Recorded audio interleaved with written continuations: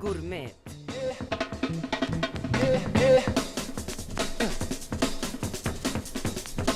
Esto es Tour Gourmet en Radio ITESO 95.1 en FM. ¿Qué tal? ¿Cómo están? Sean bienvenidos de nuevo a Tour Gourmet. Yo soy Jorge Ursúa y siempre y cada programa que hemos tenido la oportunidad de estar al aire hacemos o hago énfasis en el tema de que Tour Gourmet está enfocado en buscar historia, buscar la historia atrás del producto, platicar con los chefs, con los cocineros, con los productores en general. Y en esta búsqueda, y si tengo que aclarar, aquí nos une una gran amistad con nuestra invitada del día de hoy. Nos ha tocado crecer al lado de ella, crecer al lado de sus proyectos, crecer al lado de su familia, ¿no? Desde el 96. Mónica Leiva, bienvenida. Ay, amigo, qué gusto estar aquí y qué gusto reconocer nuestros vínculos, nuestros afectos, nuestro amor.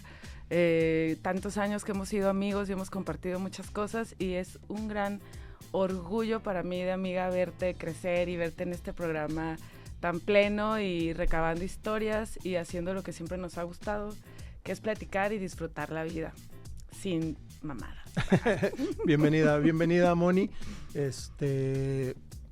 Pues arranquemos, ¿no? Siempre me ha gustado mucho la historia que has llevado en los proyectos que estás y me gustaría que iniciáramos con eso.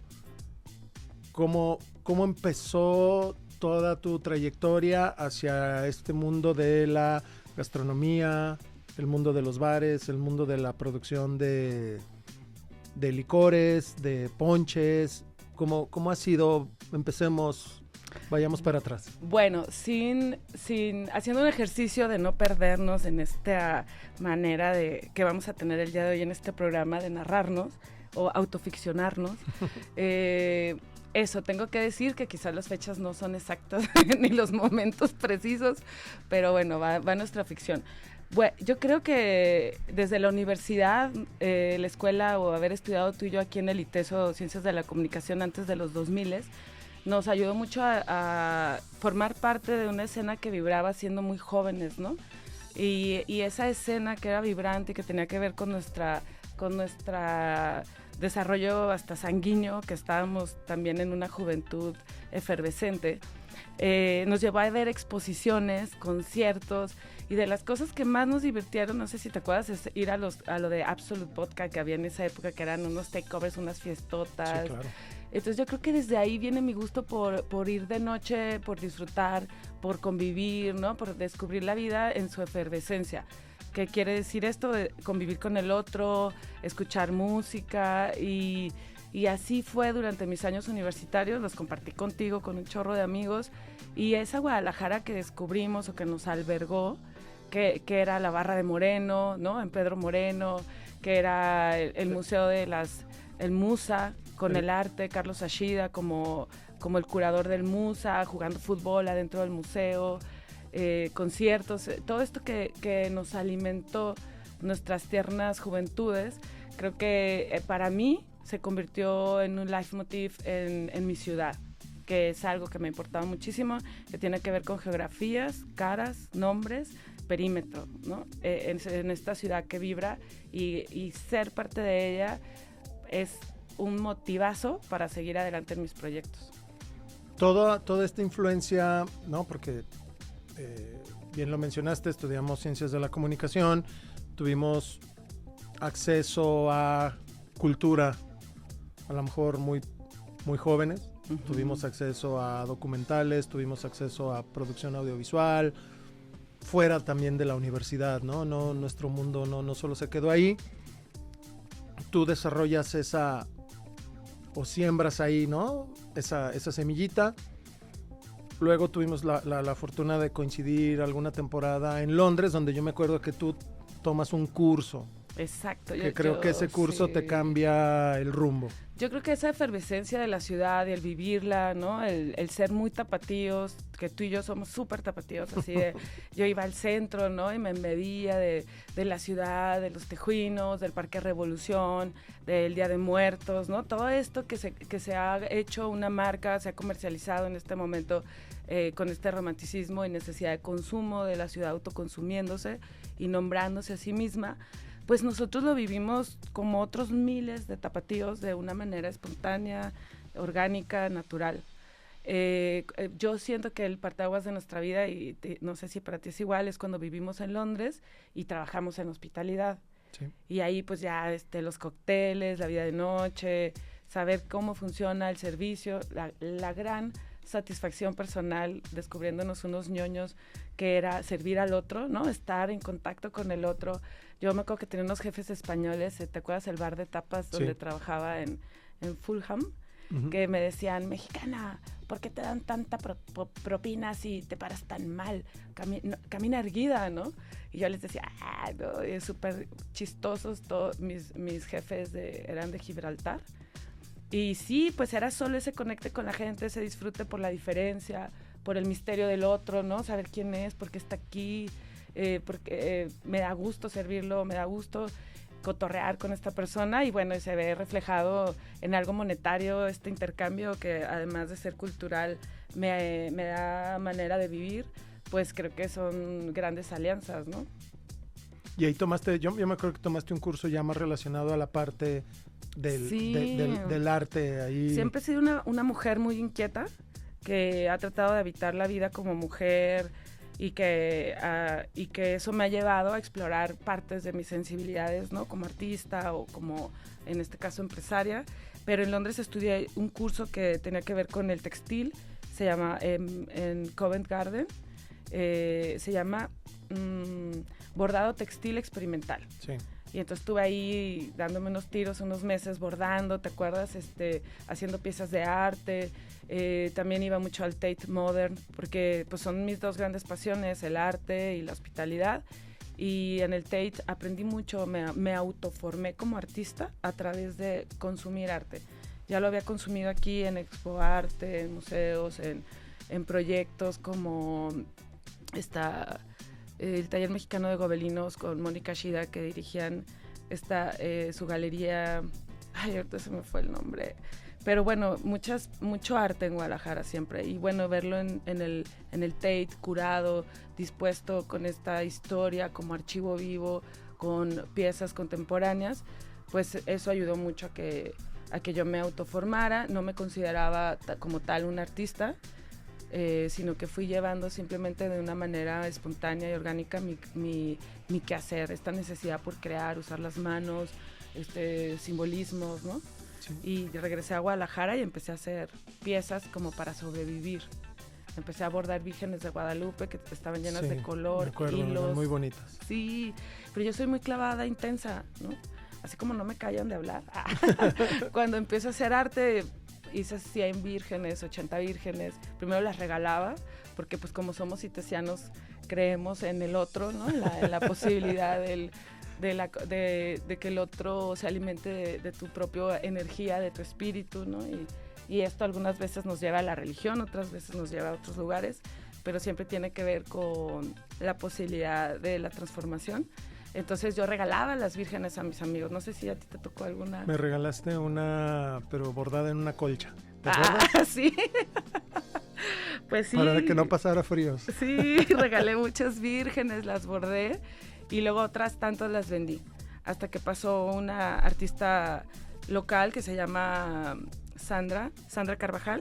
Estaba yo tratando de vender vírgenes con mi amiga Telma Calderón en una expo Tlaquepaque de la artesanía. Ajá. Y ella me dijo, hey, esto es arte. Y yo a Sandrita como de que no es arte, pues es unas cosas que hago y necesito dinero. Y pues regresé a Londres, no tengo ahorita trabajo, pues las voy a vender.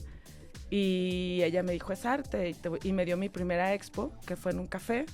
Y en este café vendí todas mis obras. Y a la par de eso ya empezamos a hacer videos y cosas audiovisuales. En esa época trabajar con Mango Films, ¿te acuerdas? Sí, Haciendo, claro, que hacíamos producción aquí mismo en el audiovisual. ITESO estabas, Sí. entraste aquí a la producción del ITESO. Cuando, más bien, estás en ese curso de la vida, que sería 2002, 2003, por ahí 2003. más o menos, ¿no? Ujú. Y das el paso a... Empieza por ahí a sonar, entra el mezcal a tu vida, Sí, entran los bordados, ¿qué sucede en ese momento? Mira, en esa época también había muchos egresados de artes de la Universidad de Guadalajara que estaban empezando a pensar el arte desde otro lugar que no fuera como academicista o como ellos los enseñaban. Y entonces entró a Guadalajara vino gente de Guadalajara que empezó a dar cursos sobre arte contemporáneo mexicano, arte contemporáneo en el mundo, Duchamp, conceptualismo, y de todo esto nos embebimos muchos artistas y gente en general cultural activos en la escena creativa de Guadalajara que empezaron a tomar estos talleres, por ejemplo en La Planta, que tenía en su momento la esposa de que en paz descanse el dueño de las Chivas, Jorge Vergara, pues muchos proyectos que ya existían, ¿no? La colección de Ludo Perrocha. Entonces toda esta efervescencia también en la ciudad, queriendo aprender sobre arte, hizo un grupo de gente que estaba unida en torno a esto, y luego yo estaba trabajando en audiovisuales, y por ahí me conecté con unos amigos de Ciudad de México que yo ya cotorreaba porque me fui a intercambio de la Ibero cuando estudiábamos, y conozco a Pedro, que es mi socio ahora, mi expareja, muy interesado en el mezcal desde siempre, y pues nos hacemos novios, él viene a Guadalajara, y aquí se da cuenta que no hay una mezcalería, a la par de que todos trabajamos en audiovisuales y yo hacía arte, y consumíamos la noche de la ciudad, que era el Coscafé, la Barra de Moreno todavía, ya no existía, este bar del Negro que estaba en Avenida Hidalgo, ¿te acuerdas? Sí, del Che. Icónico, sí. Del Che, increíble. Pues nosotros vivíamos el Bar Américas cuando lo Empezaba abrieron. el Bar Américas. Entonces él empieza a traer mezcal, a decirme de mezcal, y hacemos degustaciones en nuestra casa que se convierten en fiestas y a las que asisten todos estos amigos que yo ya tenía conocidos, nuestros compañeros de aquí de la universidad, tú, y así empiezan a nacer un grupo de gente interesándose por los destilados de agave, y de esta forma y de manera muy natural abrimos el Pare de Sufrir, consecuencia de estas fiestas en nuestra casa, una casa antigua del centro de Guadalajara, donde era posible hacer fiestas y degustaciones con más de 20, 30 personas. Y con este espíritu, ¿no? de festividad, de compartir, de pláticas, de baile, pues así nace el proyecto. ¿Cómo era en ese entonces, no el Pare, el entorno del Pare? ¿Cómo era? Porque gran parte de esta charla, además de platicar de la historia del Pare Sufrir, es como ubicar cómo era la colonia americana, que no tiene nada que ver con la que existe ahorita, en cuestión de vida, en cuestión de actividades, etcétera. ¿Cómo era en aquel entonces? ¿Quiénes estaban? ¿Qué había? Ay, mira, me gustaría agregar que no sería mal que hiciéramos un archivo ya mental, ¿no? De cómo todos la recordamos, uniéramos esta información, porque como ha ido creciendo de una manera tan rápida, no estaría mal que generáramos la propia historia de la colonia, porque a través de la hospitalidad, ¿no? Ya Sí. ha habido esfuerzos como guías, como La Perla, ¿no? En su momento, o el mismo Cerratos con la guía antiturista y todo esto.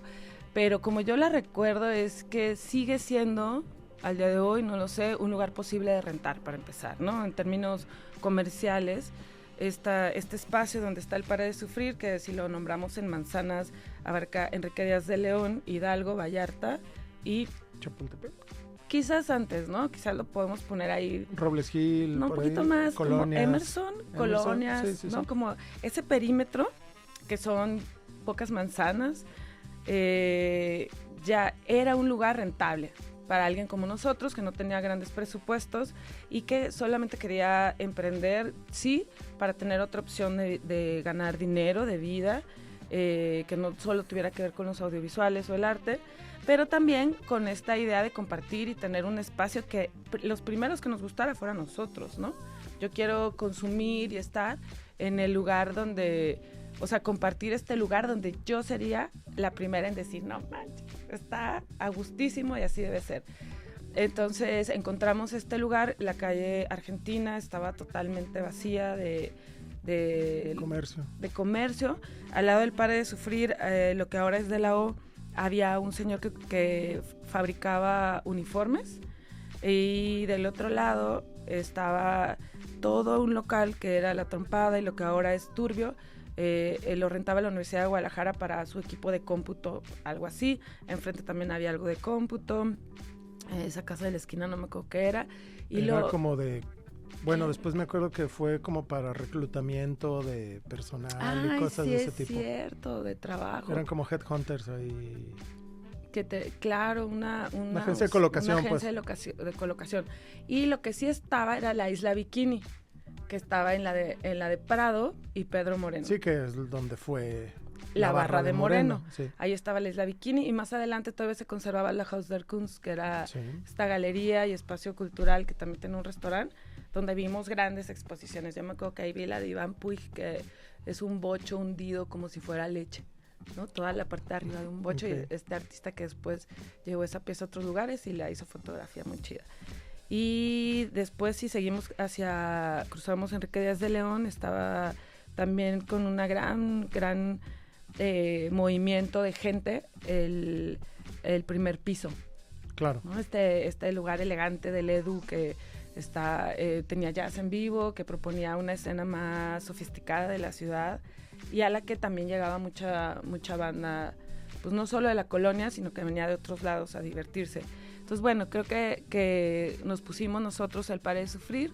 En un principio era un lugar como bastante escondido, que también a nosotros nos gustó a la hora de rentar ese lugar, que era posible rentarlo económicamente hablando, y estaba escondidito, que era algo que nos gustaba, ya que queríamos que fuera una mezcalería súper tranquila.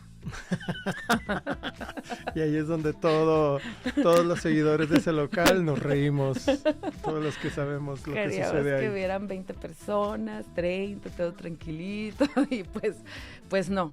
Ya la primera fiesta que hicimos en el 2009 con motivo de una película de un amigo que se llama Iván Ávila, en el marco de la Feria de Cine o el Festival de Cine, pues ya fue un fiestón, ya sin precedentes, se sigue hablando de esa fiesta. Claro, pues fue el inicio, pues fue lo que marcó el rumbo de este proyecto. En el bloque anterior hablamos mucho sobre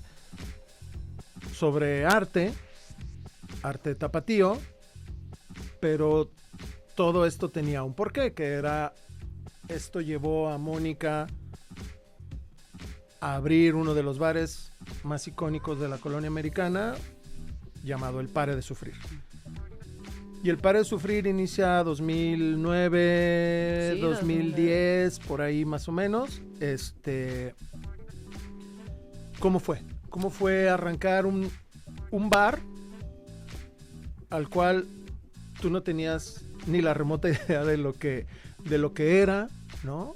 Te aventaste tal cual, así emprendiste y aprendiste andando. ¿Cómo fue ese inicio de esta primera mezcalería con este tipo de mezcales? Porque ya había otros esfuerzos por otro lado, pero ustedes definieron desde un inicio el perfil del Pare Sufrir. ¿Cómo fue esta historia?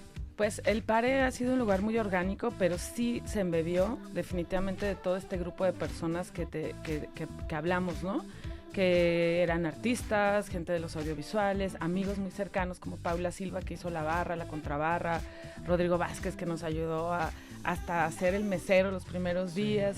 No tenía mayores pretensiones, ¿no? Lo abrimos con una cortina y Pedro y yo atendiéndolo detrás de la barra. Y yo creo que el que nosotros lo atendiéramos fue muy importante para que todos nuestros clientes y amigos pudieran sentirse en un lugar realmente relajados, porque esa actitud y ese espíritu que ha tenido siempre el Pare, que es un lugar donde tú puedes ser tú mismo, me parece que es el mayor atine que el lugar se ha retroalimentado a sí mismo, porque nosotros veíamos cómo las personas al cruzar esa puerta podían realmente relajarse y omitir cualquier tipo de autodiferenciación social, de clase, de género o de preferencias de cualquier tipo, y convertirse en alguien y un cuerpo que va a disfrutar.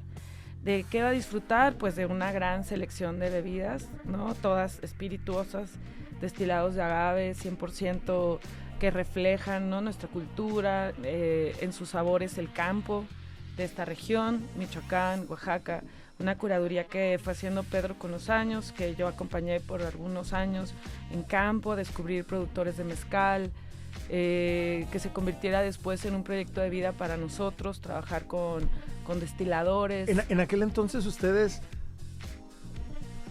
pensaste que al día de hoy, 17 años después, ese proyecto seguirías ahí, sería parte fundamental de tu vida.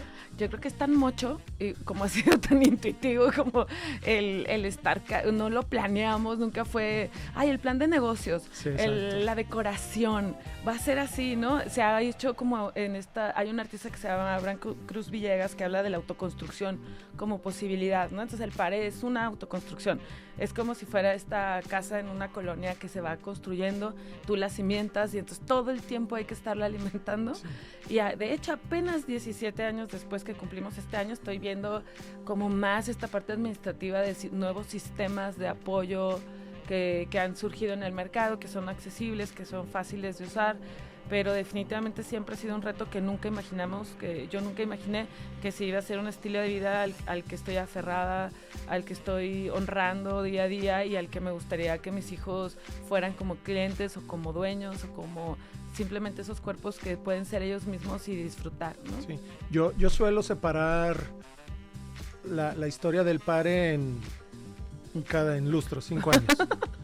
Estos primeros 5 años que no había, que les tumbaron la calle, metieron nuevas cosas hidráulicas ahí en Pedro Moreno, que fue todo un tema porque sí, no fue fácil. No fue fácil tener las licencias, no fue fácil comprender cómo manejar un lugar, cómo tener la parte de los sistemas, ¿no? Yo creo que en la noche siempre hemos fluido muy bien, como ha sido algo espontáneo, que el lugar retroalimenta y también la bebida ayuda mucho porque es una bebida amistosa, la música también, entonces en general ha tenido un ambiente que se autorregula. No te digo, el ambientazo, no, pero son lugares que se autorregulan. Los primeros años, o desde un principio fue un lugar, eso que insisto, efervescía, que era agradable, que era muy disfrutable. Entonces obviamente nos ofrecieron si queríamos hacer otras, franquicias, uh-huh, si queríamos crecer el negocio, hacer otros pares de sufrir. Desde comprar el local de al lado, agarrarlo, ¿no? Todo. Y nunca hemos querido cambiar el pare de sufrir. Para nosotros es muy claro que el pare es lo que es.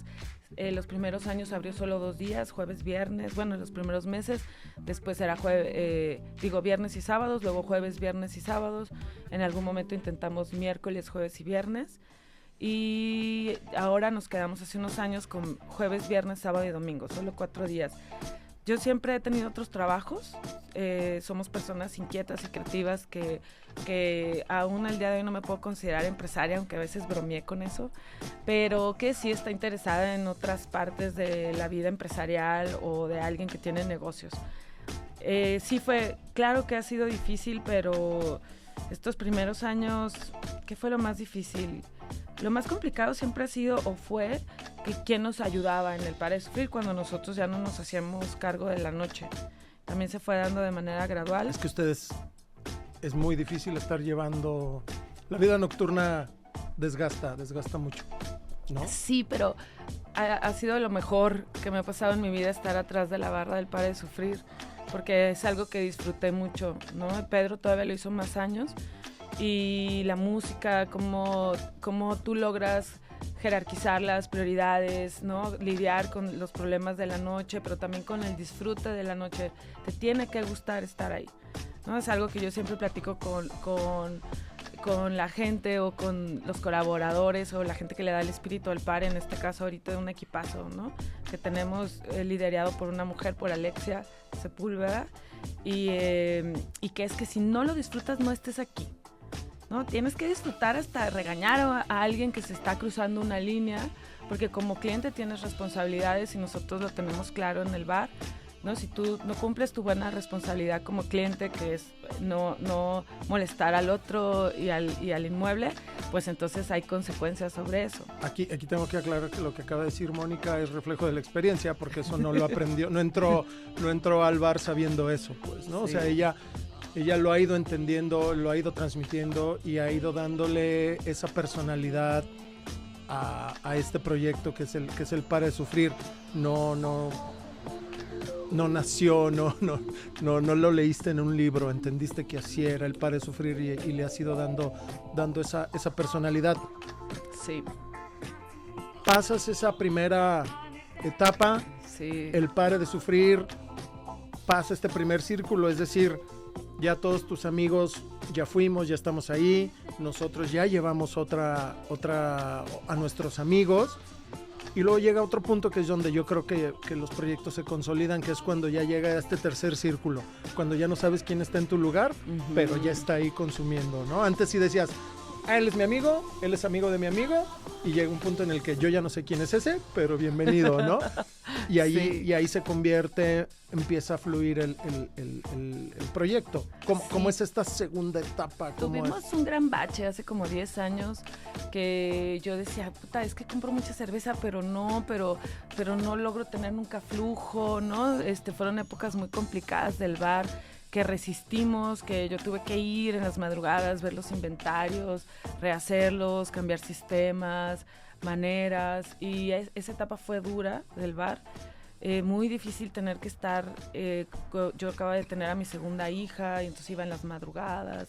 Entonces sí ha sido una apuesta a la resistencia, a también disfrutar esa resistencia, no estar en contra de los procesos del lugar, que es lo que te quiero compartir. Sí. Los lugares tienen procesos que a veces son difíciles con las personas, con el lugar mismo que luego no quiere que sirva el agua, la tubería está tapada, todos los días sucede algo. Entonces, hasta eso no puedes resistirte en una marea en la que hay tanta gente involucrada. Esta tercera etapa, como tú dices, sí, pues ya es cuando ya aceptas que el bar no es tuyo, ¿no? Este proyecto ya no te pertenece, por más que tú quieras controlar algo es complicado, tú tienes que poner ciertas cosas en disposición de la noche y el lugar manda. Y van a suceder diferentes cosas, y ya hay noches en las que ya no conocíamos a nadie, o noches que el lugar se transformaba y era lleno de jóvenes. Ay, no manches, ¿de dónde salió esta juventud? ¿No? O sea, porque esta noche está llena de chavos. No, y ya te pasó, que ya llegaron los hijos de tus amigos a consumir al bar, ¿no? O sea, es así de, oye, ¿tú eres el hijo de fulanito? Sí, ¿no? Esa es una súper anécdota que pasó con Joao Rodríguez, que dice que Joao, mi amigo artista de día 1, Pare de Sufrir fue, y entonces me cuenta que su hijo, Sinclair, tenía... Ay, no me acuerdo si se llama Sinclair. Bueno, él estaba niño, a lo mejor tenía 10 años cuando lo abrimos, y 15 años después pues llega de 25 años al bar, y mi amigo, su hijo ya estaba en la noche en el bar, y él llega al bar y su hijo lo ve y se acerca a él y le dice, papá, este lugar no puedes venir porque es mi bar. Y entonces voltea yo y se empieza a reír y le dice, ¿de qué hablas? ¿De qué hablas, cabrón? Sape.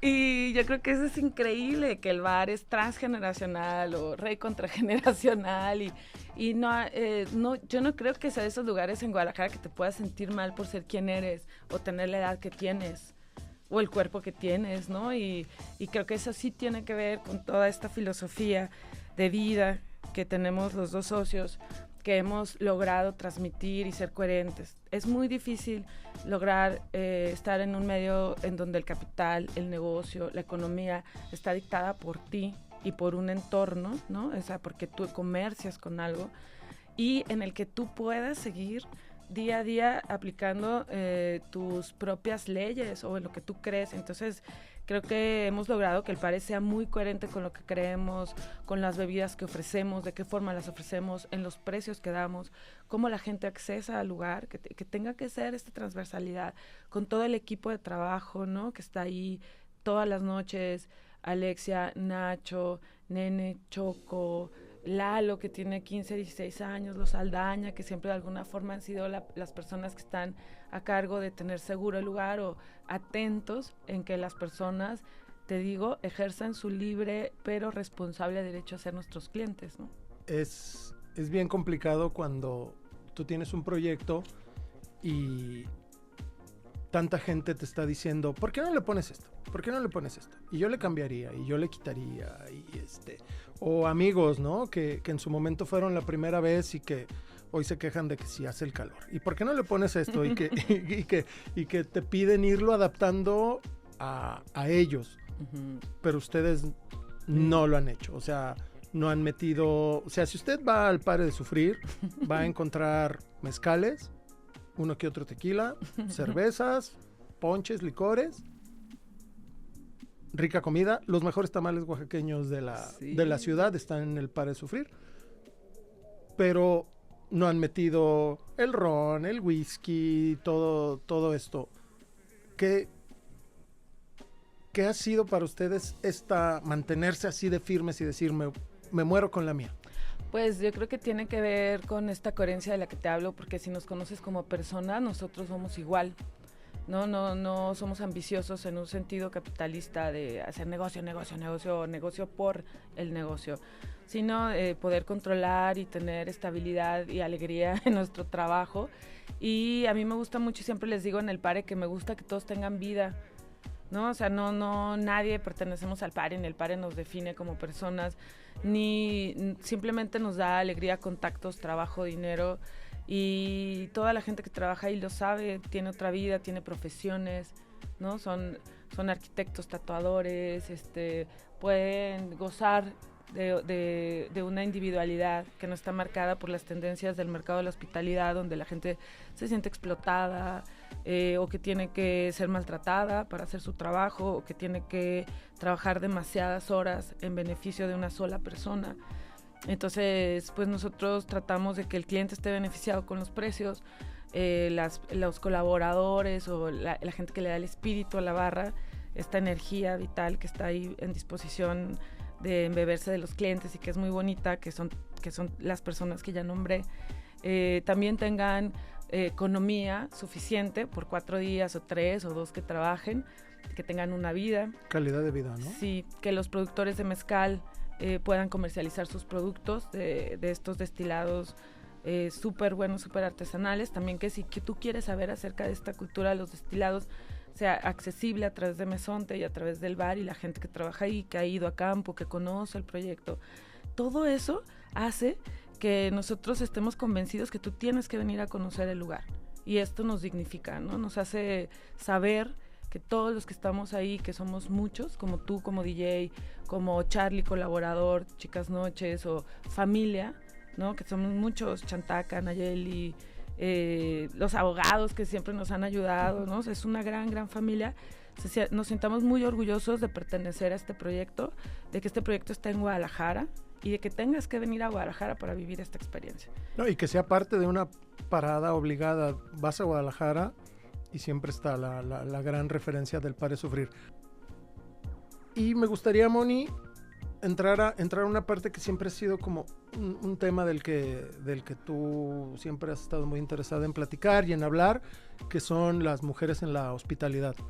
Sí, bueno, me gustaría también hablar de mis procesos como artista, porque se vinculan, ¿no? Como artista es un tema que me importa y me ha importado el estar en un cuerpo de mujer existiendo en México, y son 2 temas así que siempre me han apasionado. Uno es mi país, México, ¿no?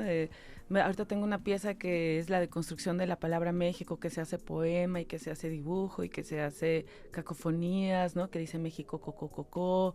Toda esta situación que siempre hemos hablado de que nos inculcaron desde chicos sobre nuestro país, ¿no? Nuestra cultura o nuestras ganas de que México esté siempre en un lugar mucho más privilegiado y que todas las personas que estamos viviendo en él nos sintamos orgullosas de ser quienes somos, ¿no?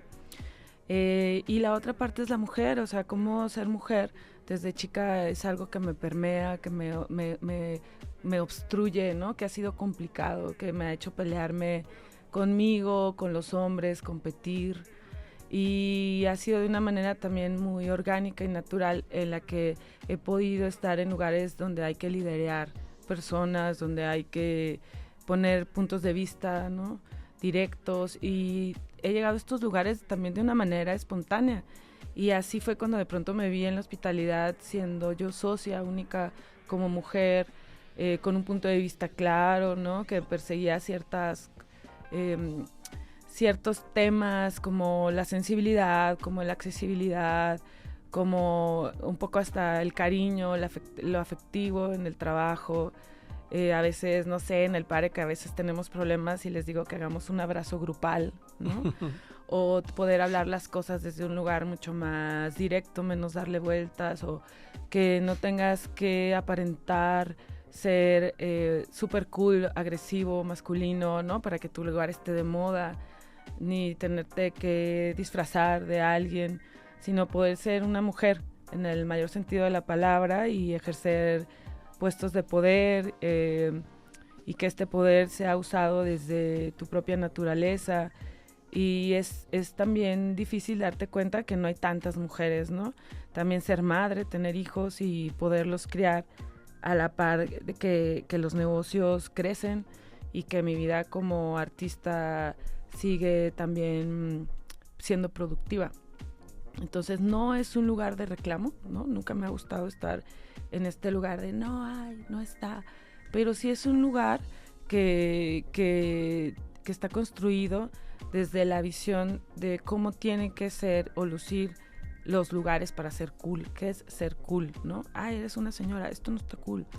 Y dices, güey, pues sí está cool, ¿no? O sea, estas diferencias, claro, estos aportes que podemos hacer todos, de alguna forma lo que provocan son quiebres en tu cabeza, ¿no? O sea, y yo siento que lugares como el Pare podrían ser estos quiebres para que tú puedas entender que no todo tiene que estar ni construido, ni escenografiado, ni vivido desde el mismo lugar. Entonces, solamente es eso, ¿no? Empezarme a dar cuenta que no había muchas mujeres siendo dueñas de lugares. Casi todos los lugares están construidos de la complicidad de hombres que se empoderan a sí mismos, ¿no?, a través de ver que sus lugares son exitosos, y eso les causa cierta masculinidad, ¿no?, ampliada, como de, en nuestro lugar somos grandes, ¿no? Y no sé, no he visto ningún grupo de mujeres queriendo tener esas actitudes ante los negocios, ¿no?, como de, chicas, nos está creciendo algo porque somos súper empresarias y este lugar, ¿no?, sino buscando otras cosas, ¿no? Que los lugares sean lugares sensibles, claros, limpios, ¿no? Bien vibrados, lejos de tener que presumir o buscar toxicidades, ¿no? Para que nuestro lugar sea exitoso, o que busque esta parte más, ¿cómo le explicamos? Como de poeta maldito de la noche, ¿no? Algo así, lo resumiría.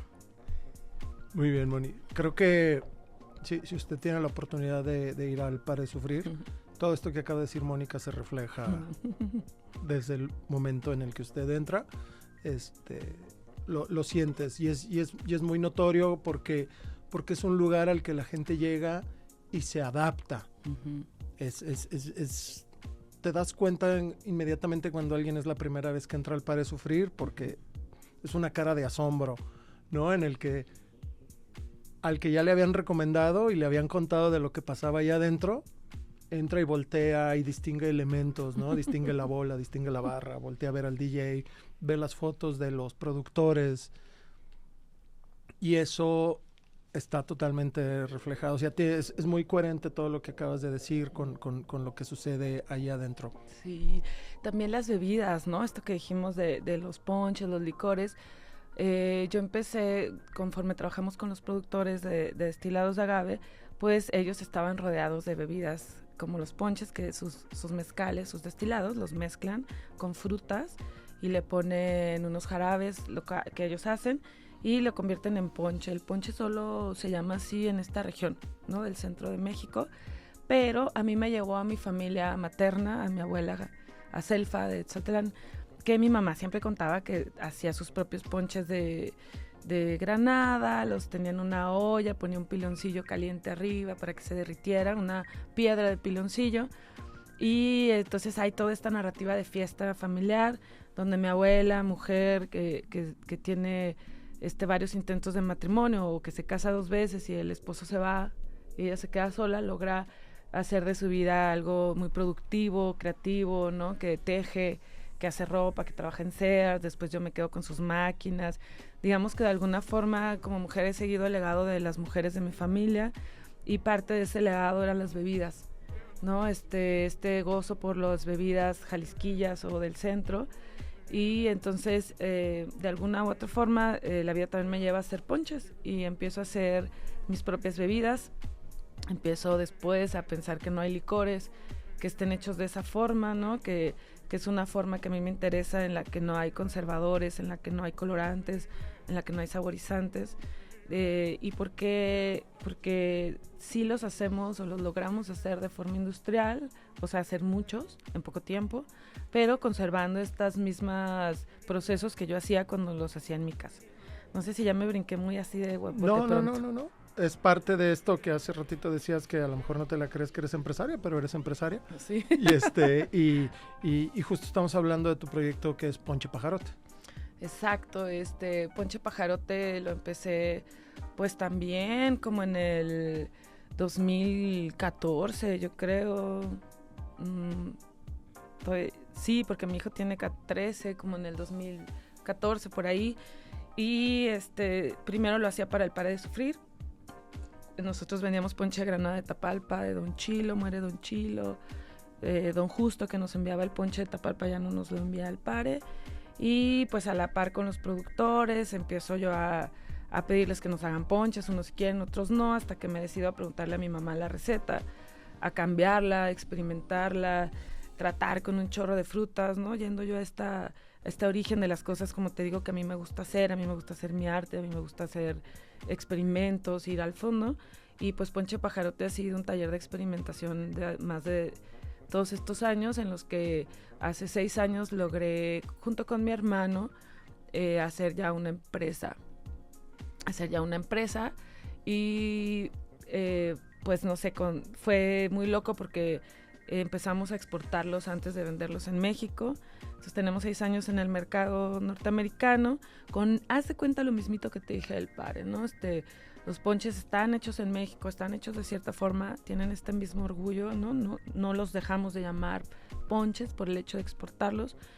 Yo creo que sí fuimos de los primeros ponches que tenían toda una identidad gráfica y un espíritu en la marca para llegar al mercado en Estados Unidos. Y también hago licores, maceraciones, que son de jengibre, tengo uno que es como un amaro, ¿no? Aquí en México los comercializamos solamente en la colonia y en algunos otros puntos, ¿no? A Pachuco nos ayuda a distribuirlos en Puerto Vallarta y hemos hecho varias alianzas para tenerlos aquí, pero en realidad no podemos comercializarlos más allá por cuestiones de impuestos, etcétera, y los vendemos a Estados Unidos. Entonces aquí es como otro proyecto mío que es muy tapatío, que tiene mucho orgullo, que está hecho por una mujer, ¿no? Mi hermano Rubén Leiva, que es mi socio, y que entonces alimenta las barras, ¿no? Unas barras muy bonitas y unos mixólogos encantadores en Los Ángeles, Nueva York, Texas, ¿no? Que es donde a través de Siembra Spirits, David Suro, María Cisneros, estamos yendo a Estados Unidos hace unos años y pues siguiendo llevar nuestra cultura para allá. Como siempre nos ha estado pasando desde que estamos en radio, nunca es suficiente una hora para platicar con los invitados que han venido aquí al programa. Hemos llegado, Moni, al final. Me da muchísimo gusto que hayamos podido tener esta charla, esta plática, que te hayas abierto a platicar. Ahora sí. Todo. Faltaron muchas cosas, pero me da muchísimo gusto que 17 años después el Pare siga. Me da mucho gusto que 20,000 años después sigamos platicando y teniendo estas conversaciones. ¿Dónde te pueden seguir a ti como artista? Sí, bueno, mi Instagram se llama Mónica Leiva y ahí estoy con una foto oscura como artista. Pajarote Bebidas es la de las bebidas. Tenemos un refresco nuevo de jengibre que se llama Pajarote Fizz. Y pues el Pare de Sufrir y Tour Gourmet. Y síganos en Radio Iteso 95.1. Perfecto, Moni hizo el cierre. Yo quiero aprovechar de nuevo y volverle a dar las gracias a Sebas, que está en los controles. Él nos ayudó en esta primera temporada aquí en Radio Iteso. Él regresa a su natal Colombia. Gracias, Jorge. Yo soy Jorge Ursúa. Sigan también las redes de Tour Gourmet, @TG Tour Gourmet en YouTube, en Instagram y en Facebook. Nos vemos en la siguiente, en Radio Iteso 95.1 de FM.